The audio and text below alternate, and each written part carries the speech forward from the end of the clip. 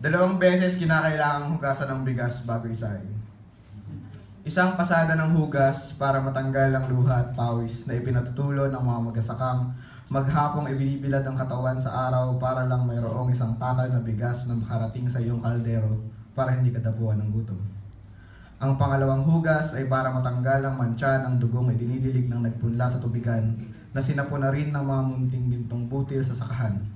Kailangang hugasan ng maigi ang bigas upang matanggal ang bahid ng dugong maglalasang bakal na singtatag ng paninindigan nila para sa karapatan sa lupang sinasaka. At sila'y magkakasya at magkakasaya sa kung anong matitira.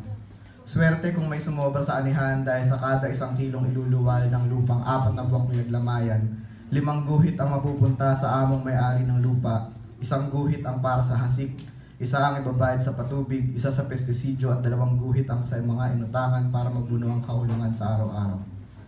Sa 2 beses na paghuhugas ng bigas bago isaing ay hindi nakapagtataka kung bakit kapag mainit na siyang kaning nakahain sa porselanang mga tabagan ay hindi nabakas sa mga malagatas na budol nito ang hirap ng danas sa paglalakbay patungo sa iyong plato.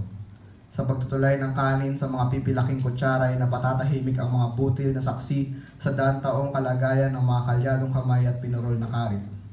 At kapag nalunok, kahit pa ang alingaungaw ng bala sa kidapawan ay hindi maririnig.